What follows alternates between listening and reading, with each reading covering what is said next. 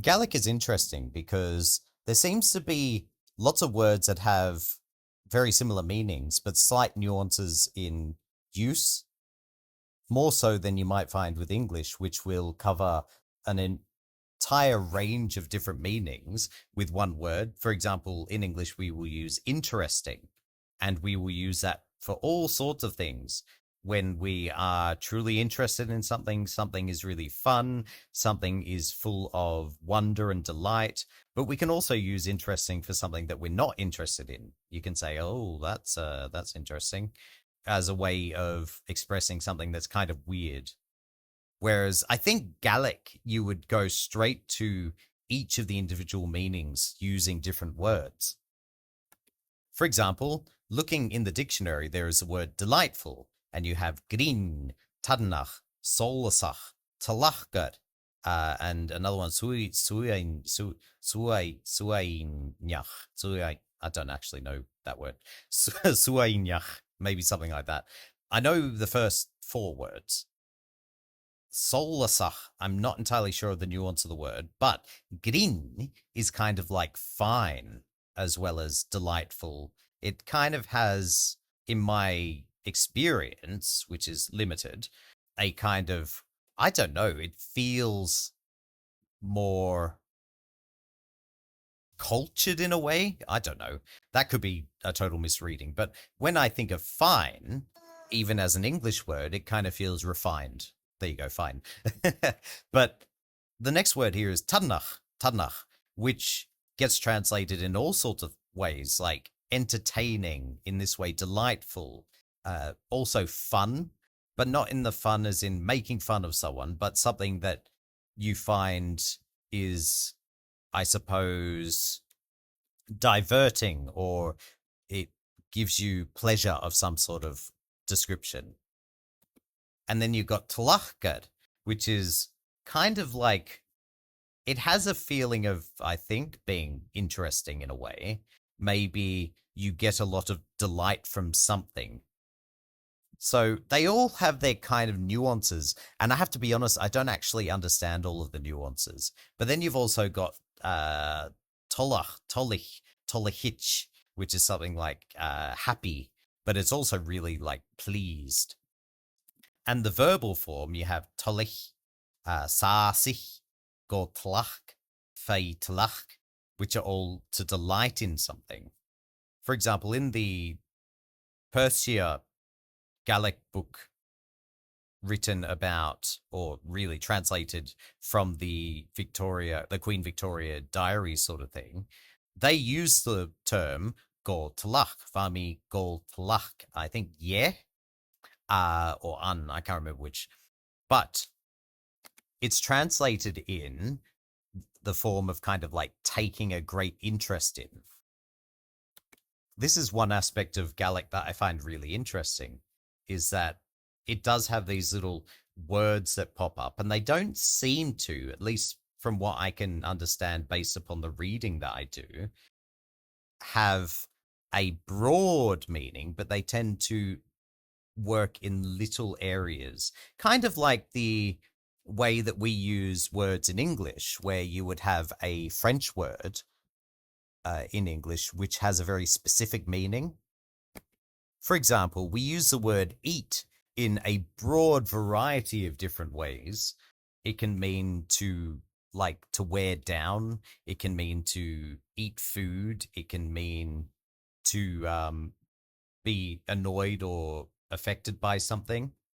So in English, we like to have a word that can cover all sorts of bases, but then we will have very specific words such as to consume. Whereas I don't know that Gaelic, at least in the past, had as much of the cover everything sort of word, and then the fine words, the fine granular words. Though I could be wrong, but this is just based upon what I have read myself in these books. And it can also be somewhat confusing as well, because then I will try and look for something that would be like an English equivalent, but I'm not entirely sure what word I meant to use. Honestly, if I were to create a dictionary, which I kind of am in a way, but it's more of a word list, and I'm not enough of an expert to sit there and talk about the fine granular details of things. But were I an expert, were I a native or something like that, and I could understand the nuances of words, I would likely write the words and then have a description of the situational use rather than the equivalent in English, if that makes sense. So used when doing such and such. So some other words here we have is kori, kori, which means to cover something. Kori, kori. I think that is to physically cover something rather than to like cover a topic. I could be wrong though, but I'm pretty sure it's a physical covering. And then we have krech, krech, to spoil, krech. But this spoiling, I think, is things like to loot and plunder, I think, because to spoil or destroy something is often mil. So I think there's a slight difference there. There's also the word kra, which means to shake, kra. But there's also another word, kri, which is another type of shaking. I think kran laun, krana laun is shake the hands, so shaking hands, if I remember correctly. Whereas kri, you'd have kri halwan, which would be an earthquake. So it's kind of like a quake versus a handshake sort of thing. There's also another word in this list. These words are just popping up randomly, by the way. I've got a app on my iPad which allows words to just pop up randomly. But this word is krislich, which means to gird. And I have to be honest, I have no idea what that means. I really should look it up. Let's look it up. Hold on. So, to gird. So Google has told me what gird is entirely in Japanese, which is not helpful. I mean, I can read it for the most part, but there's some words there I don't know. Gird wa obi ya something de torikumu, そしての準備をするという意味を持つ動詞です。That's not helpful at all. Okay, let's go to an English one. Merriam-Webster, what do you say? To prepare oneself for action, to encircle or bind with a flexible band such as a belt, to make something such as clothing or a sword fast or secure with a cord or belt, to prepare for action. I'm not entirely sure if this gird, krislich, covers all of those meanings in English. But kris, I believe, is like a belt or something like that, or a circle. So that kind of makes sense. Krech. Kra, chra, krat, kra. Krislich, chrislich, krislicht, krislach. The next word that has appeared is achgar, which is anchor, and it could also mean acre, for example, an acre of ground, depending on the situation. It looks like they are both feminine, so achgad and an acre. You can't really put vord after an acre, though, a big acre of ground. I suppose we'll just go with it anyway. Achgad vord. So the first one, a ship's anchor, and the plural being achgerichen. Anchor, the anchor of the soul. Achged and anam. Four anchors. Keed, achgerichen. And then acres, an acre of ground. Achgad. This is an old book, by the way. It's from 1830, 1820 something. So it is really old, but it also features a lot of words and vocabulary from Perthshire, which is why I use it. But it will come along with sentences such as, this is one of the few words which have come down to us from the original language of man, which, I mean, in a way it's not wrong, but in a way, it's also really, really wrong. What they were pointing out is that there were a lot of words that are similar. So you've got achgad, you've got acre in English, you've got agad in Latin, apparently, you've got uh, what else? Swedo Goth Acker and Ackers, and then Swedish Acker.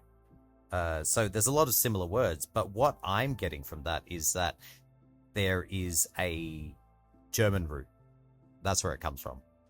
And because all of the Germanic languages share a lot of vocabulary, it makes sense that they would have had uh, a root somewhere in the past.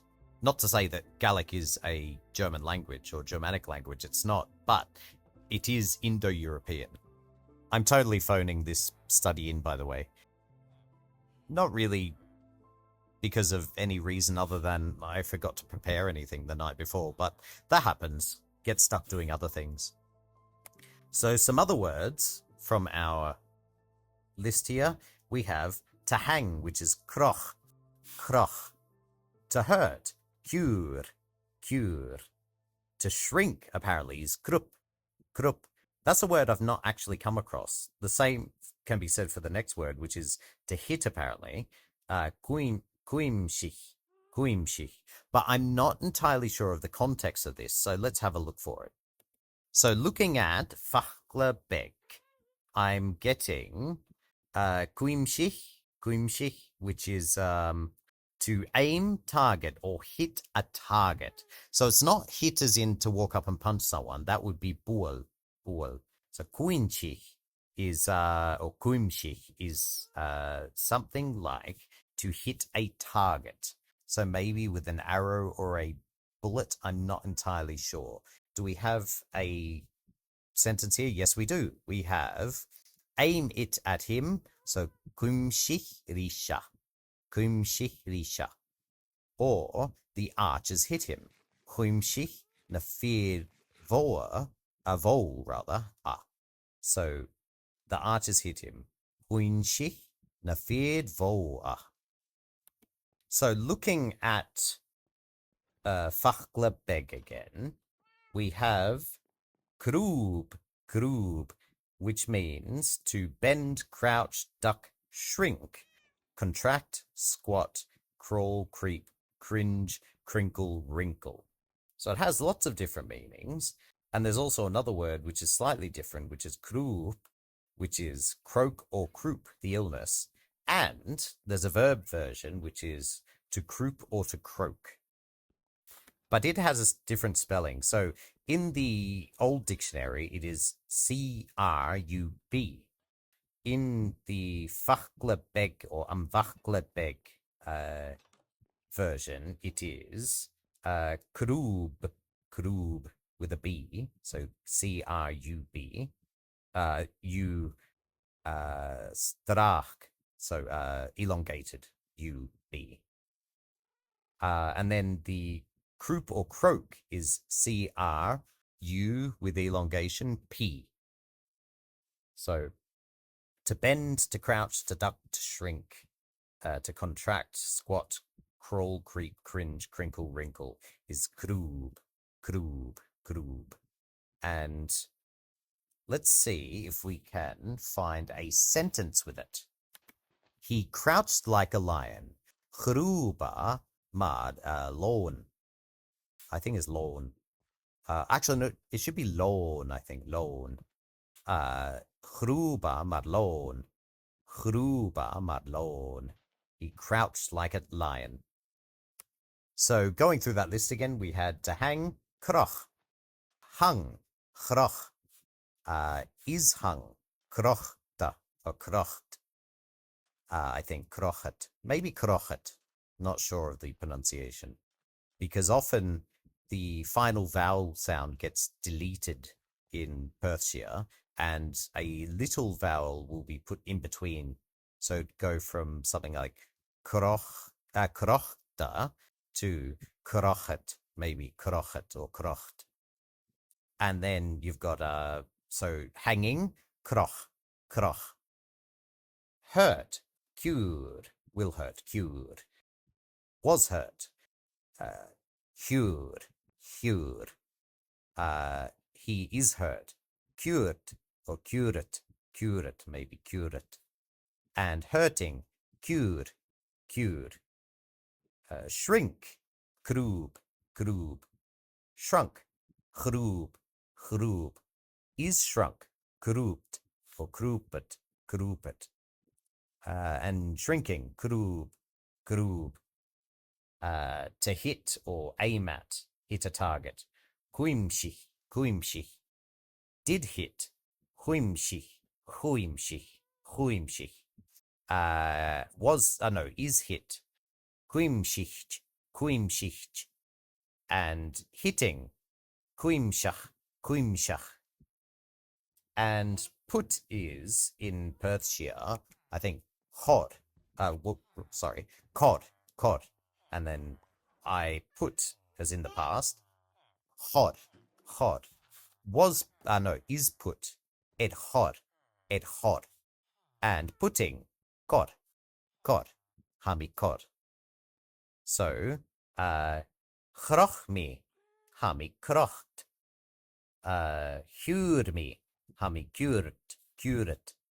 Chroop me, hami krooped.